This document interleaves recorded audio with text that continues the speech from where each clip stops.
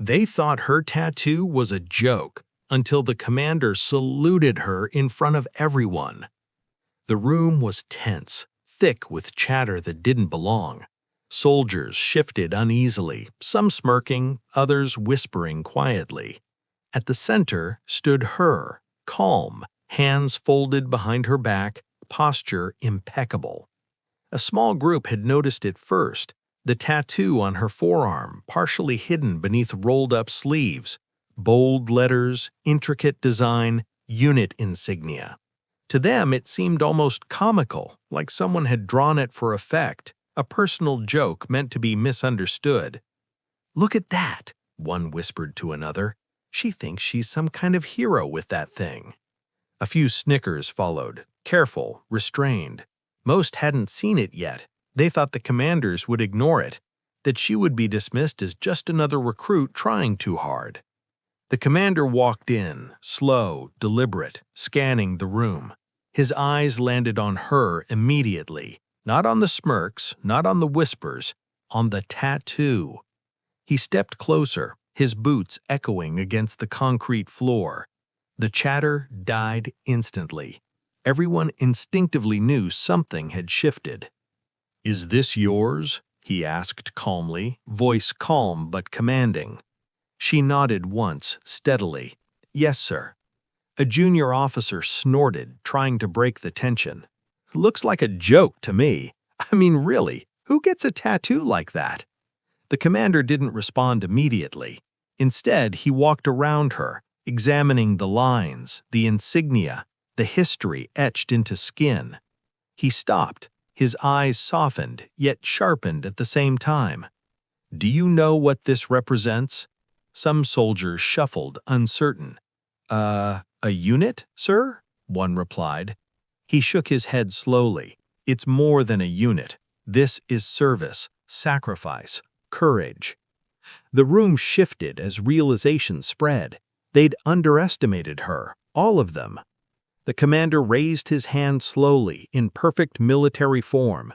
"At ease," he said, then stepped forward. He paused directly in front of her, his eyes never leaving hers. And then, without hesitation, he saluted. The room went silent, the sound of metal chairs settling, the shuffle of boots, the small coughs, all gone. Every soldier froze, no one moved. The commander, a figure of absolute authority, had publicly recognized her honor, and everyone felt it. She returned the salute, precise, crisp, controlled. Not a gesture of pride, a gesture of acknowledgement, of earned respect. "Some service doesn't need applause," the commander said, voice carrying just enough to reach the farthest corner of the room.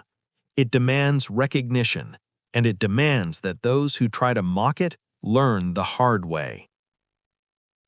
The whispers were gone, the smirks vanished. The junior officer who had mocked her tattoo hung his head. Humiliation settled over him without a word. She stepped back, relaxed, collected. The room had learned a lesson that couldn't be undone. Courage and honor aren't decorations you wear for attention. They're actions, etched into life itself. The commander turned and addressed the room. "Let this be a reminder. Never underestimate someone by what you see. Some symbols carry weight far beyond what your eyes can measure." Every soldier in the room nodded, quietly, privately, as if a personal truth had been shared with all of them. From that day on, the tattoo wasn't a joke anymore. It was a warning, a story, a testament, and anyone who doubted it would remember the commander's salute for the rest of their career. She folded her arms, the ink catching the light from the overhead lamps, calm, collected, untouchable. And no one ever questioned her honor again. The room didn't immediately return to normal. Every soldier present felt the weight of what had just happened. The junior officers who had laughed at her tattoo avoided her gaze. The snickers and jokes that had seemed harmless now felt like missteps in front of absolute authority. The commander didn't just walk away. He stayed near her, standing with quiet power, letting the silence do the talking. The other soldiers shifted uncomfortably, realizing that the respect being shown wasn't optional. It was earned, undeniable, and public. "Report to my office after this," he said quietly to her, eyes scanning the room. "We have things to discuss." She nodded, calm, collected, not out of fear, not out of arrogance, just understanding. She knew what the salute had meant, not just recognition, but a warning. Some lessons are learned in seconds, and this one would stick. The junior officer who had mocked her tattoo finally mumbled, I didn't know." The commander's eyes met his, cold, steady, unwavering. "And now you do. Don't ever forget it." The lesson rippled. Other soldiers who had been skeptical of her experience or assumed she was just another recruit began paying attention, not because she demanded it, but because authority recognized her.